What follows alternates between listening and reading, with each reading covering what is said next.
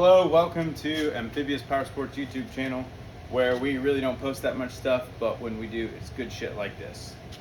Today we're going to be discussing the differences of the manual and automatic cam chain tensioner, and be drawing a conclusion. I'll just tell you, my conclusion is that the automatic cam chain tensioner is better 99.9999% of the time. Okay. So we'll kind of, I'm going to preface this with I'm making this video because we built this Gixxer right here and had to send the cam crank off, and there's a discussion that happened between our lead tech and one of the guys there. He's a very knowledgeable guy, but he laughed at him for wanting to use an automatic chain tensioner. And we were told that you do not want to use an automatic chain tensioner on a build like this, especially one that would exceed the red line of 14 grand or whatever it is.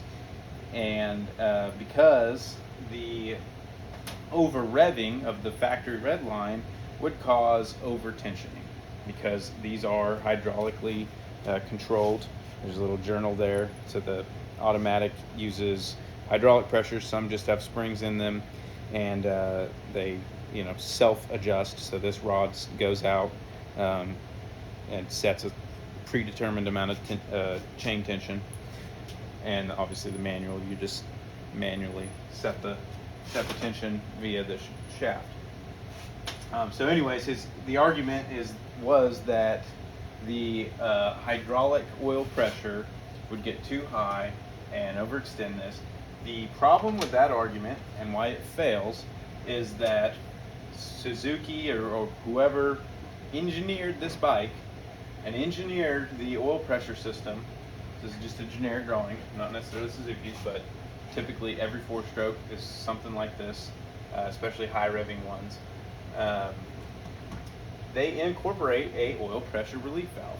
So you've got your oil pumping. That the argument that they're overpressurizing is because this oil pump is spinning faster RPM.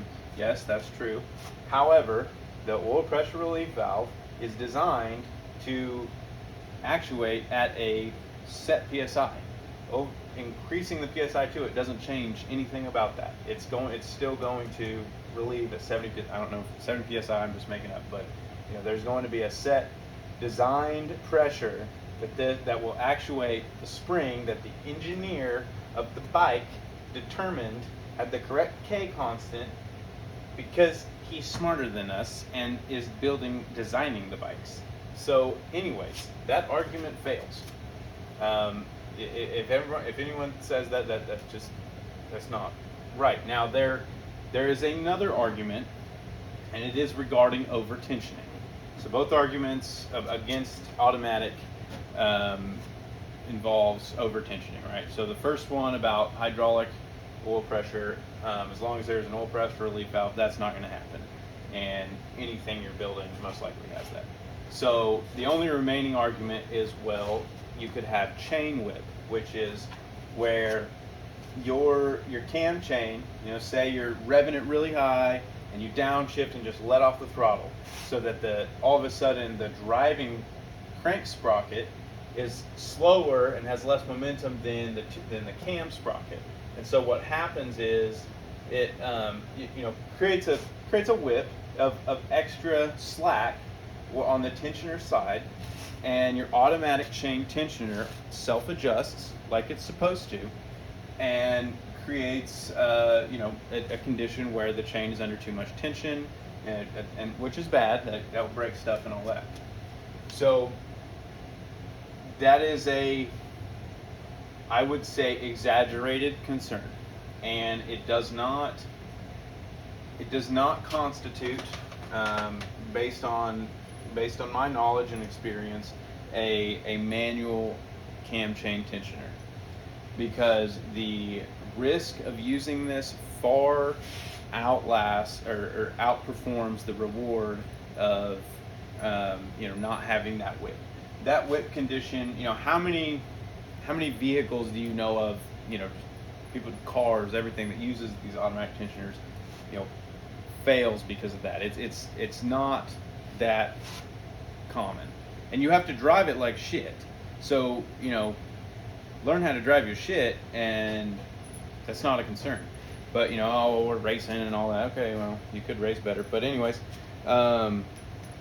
using this is not a solution, because to install this, you are supposed to tighten this until you hit the chain, feel the chain, something, and then pull it back a little bit, and that's good. And then, which is probably the best way to do it if you had to, you have it so loose that you can hear the chain flopping around. So you just did an engine build, you're risking jumping timing. You hear it flopping around, and then you tighten it until it sounds good.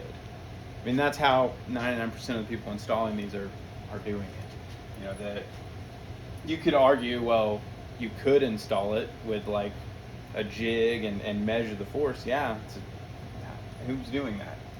No one.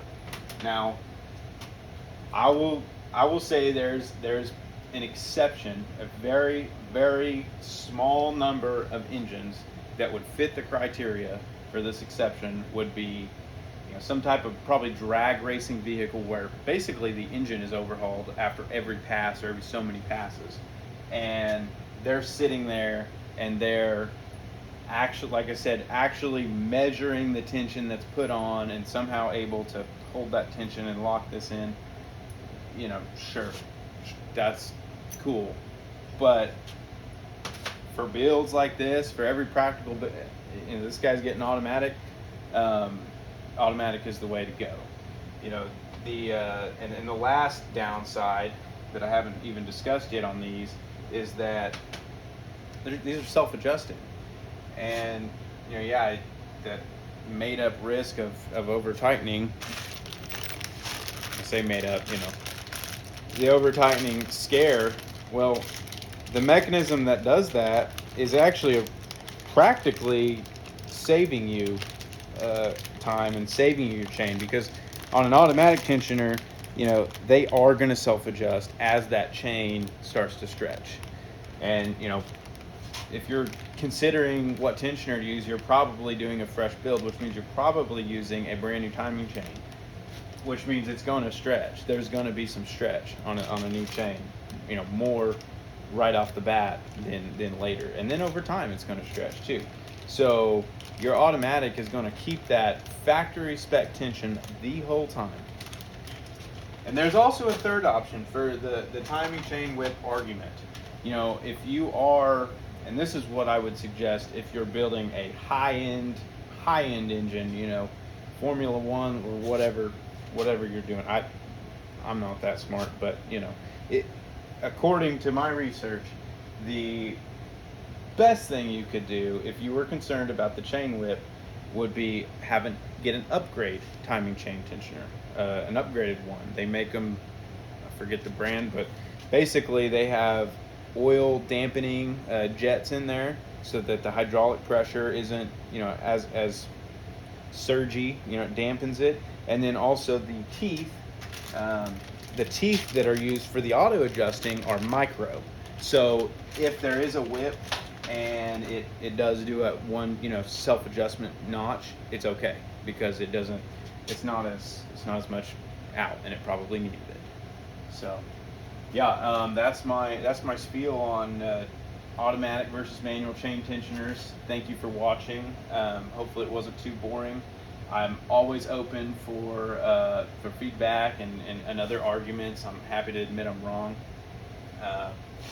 But one thing I know for sure is that Shopworks.net is the best power sports shop management software on the planet.